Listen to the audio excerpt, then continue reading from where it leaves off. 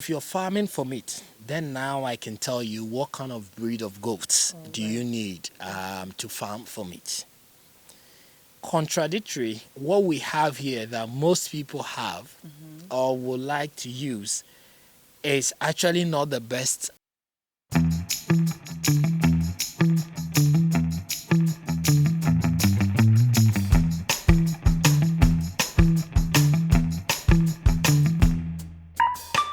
Than 200 recognized breeds of domestic goats. Yes, that fall under four main categories. We are talking of the ones raised for meat, ones raised for milk, ones raised for their fiber, and the wild ones we call the feral goats. It can be a daunting task for a new farmer who wants to venture into goat farm business to even first of all know which breed is the best to start his business with. And that is exactly the reason we bring you this particular video, to show you how to determine the best breeds for your goat farm business. Do enjoy this video, and as always, please leave your comments, questions under the comment section. Do like, share as well.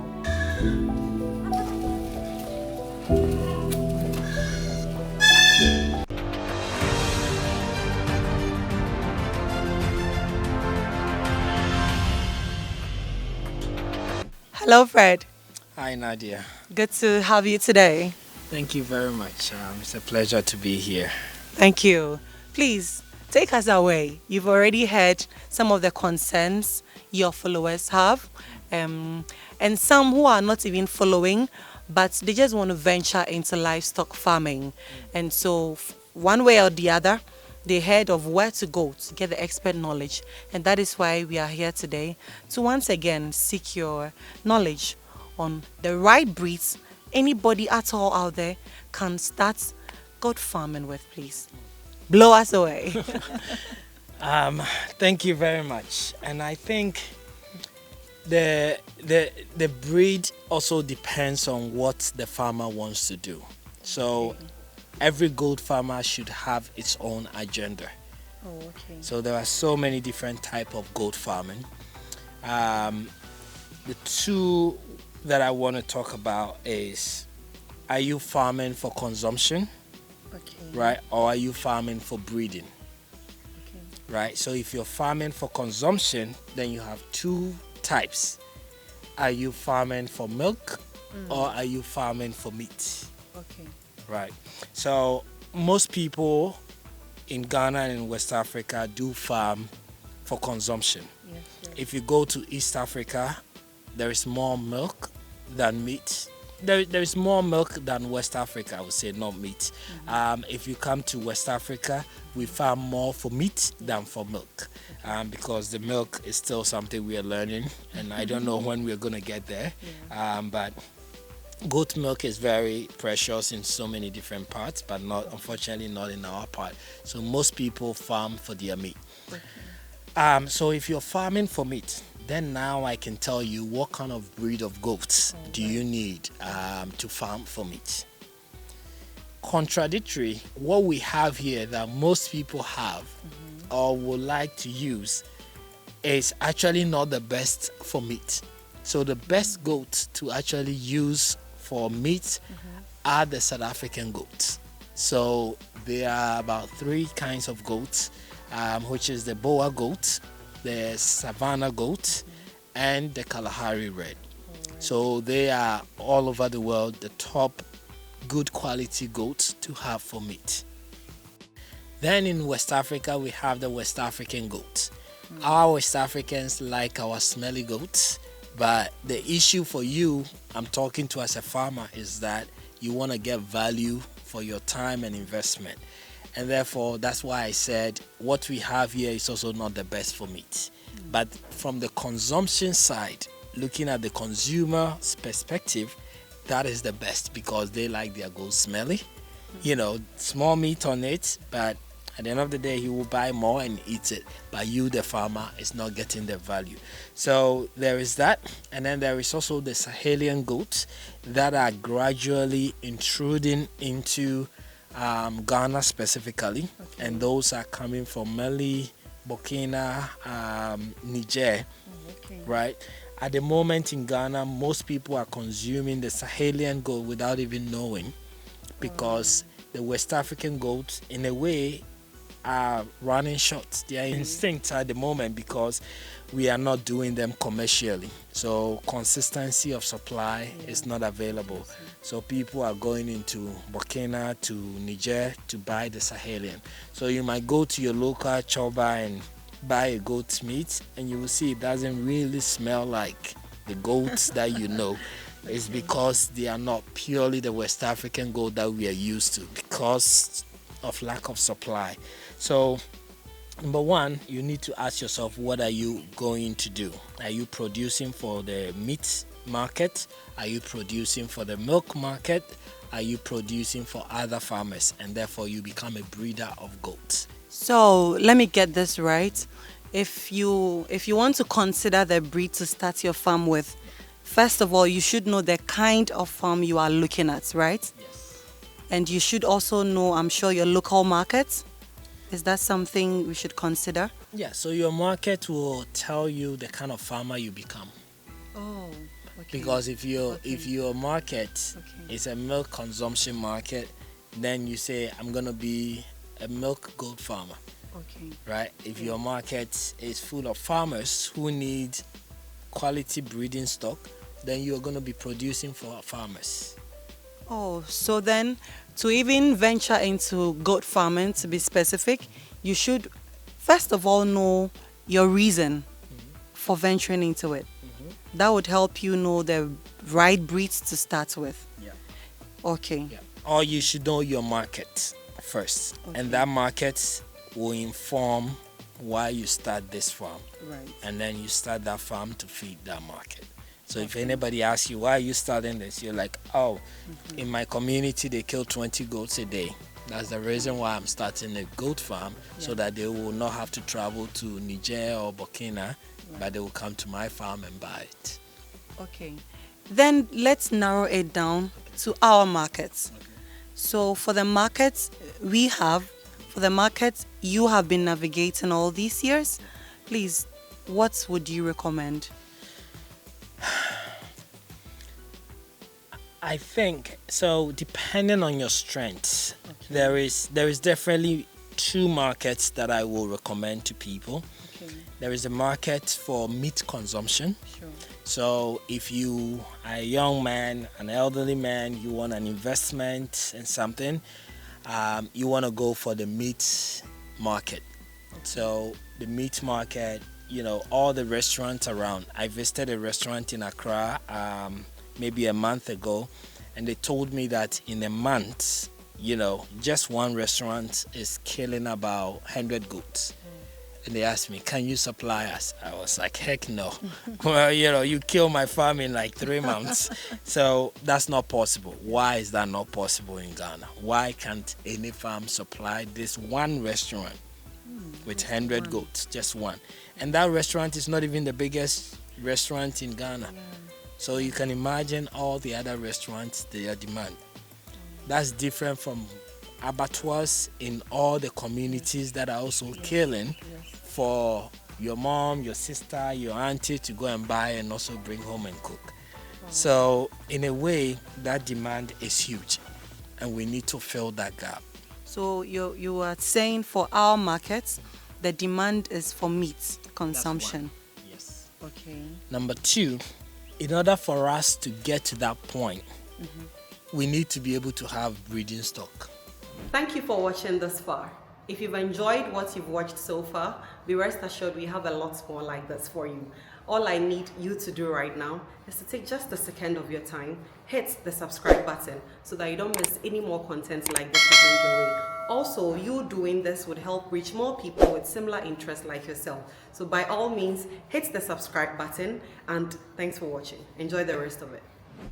So there is also going to, through this video and so many more, going to be a huge demand for farmers who wants to go into goat farming. Now, for a farmer to decide to go into goat farming, they need what we call the breeding stock. If you go to the market and just buy any goat from the street, the issue is 90% of those goats are rejected or sick goats. The quality is very down because nobody has enough to be able to sell something quality to you. They will only sell when they don't like it or when it has a problem. Okay. Right? So you go into the market to buy a goat tooth rare, you've been set up to fail because you're starting with the wrong product. You know, and that's a big problem. That alone creates a market for farmers. So now you don't become a B2C but rather a B2B farmer. So you're setting up your farm like what we do here. So mostly farmers, if they want to start a farm, will come to us and buy the breeding goat from us because they know we are setting up our farm for other farmers. So, Fred, let me get this right. What you are saying is that you can't just walk into a market to buy an animal to start your goat farming with. Is that right? I will not, you can, but I will not recommend it. I think from my experience, you know, most of the animals that come to market are not coming purposely for breeding. Yes, okay. They are coming for sales. And anything that has scarcity issues, you know, then quality is always kept to themselves. Yeah, you're Right. So because of the scarcity in our livestock industry, people only sell what they don't want. Wow.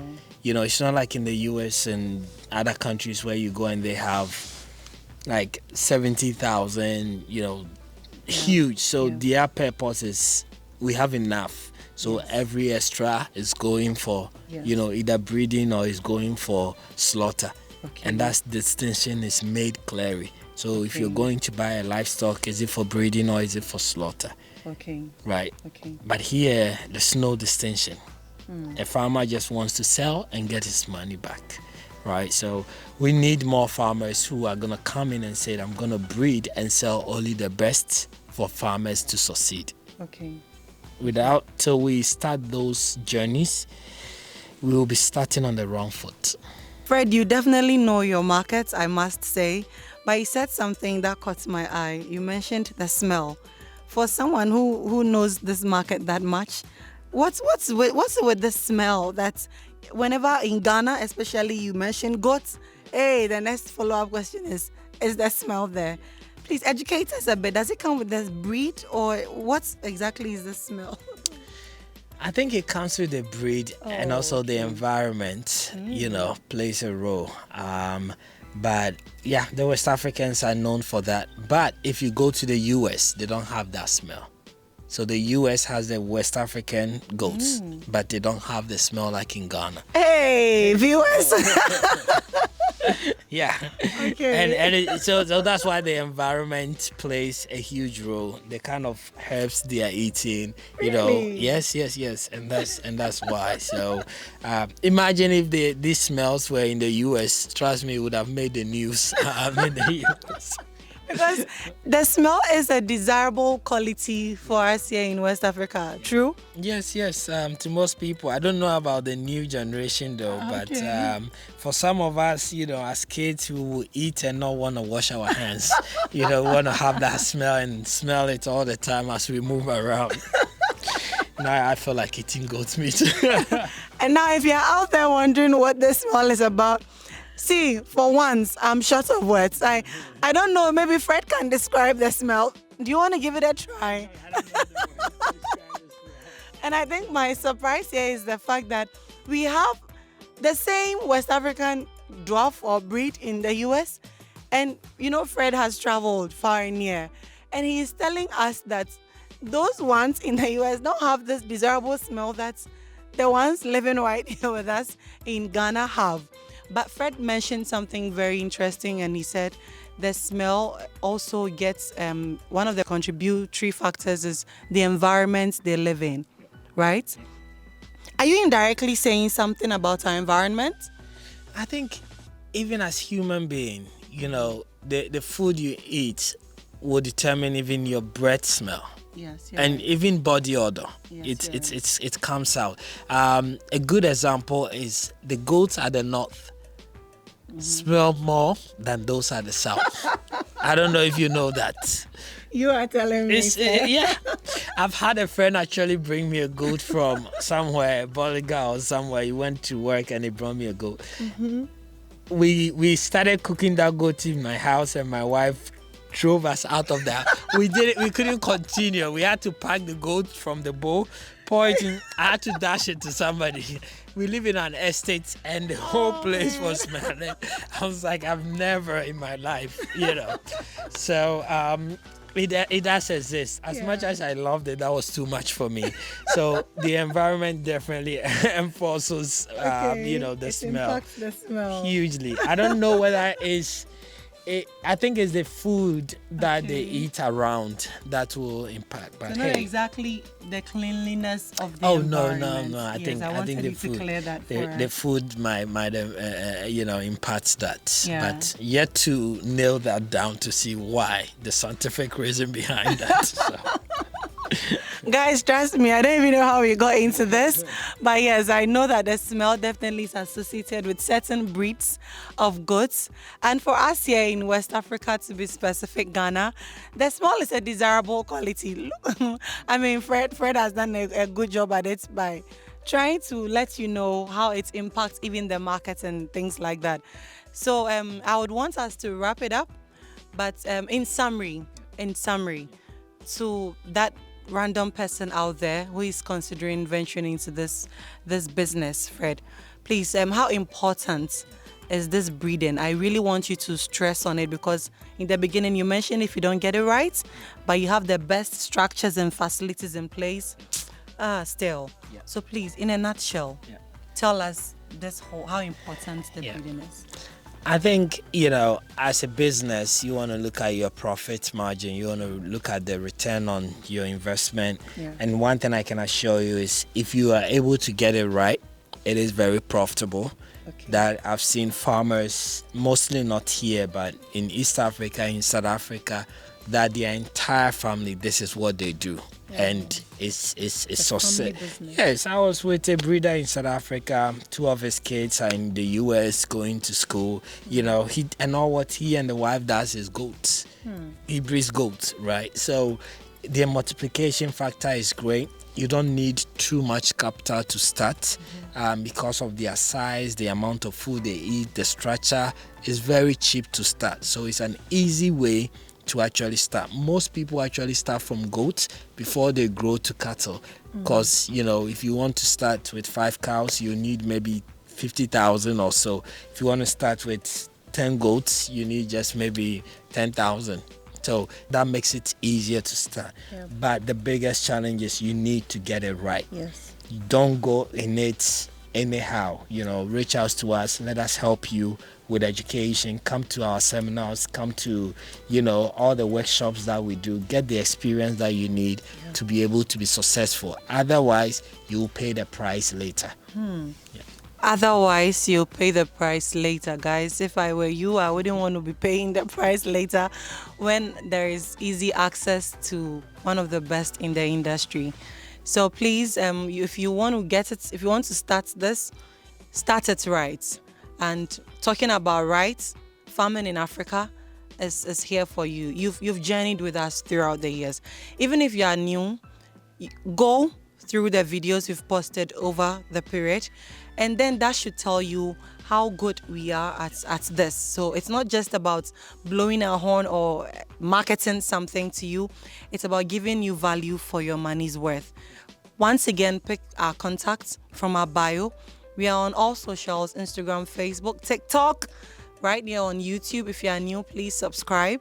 And even if you've subscribed and you like the kind of content we keep churning out to you day in, day out, you would want to hit the notification button so you get notified as soon as we post anything up. Guys, thank you, and see you in the next episode.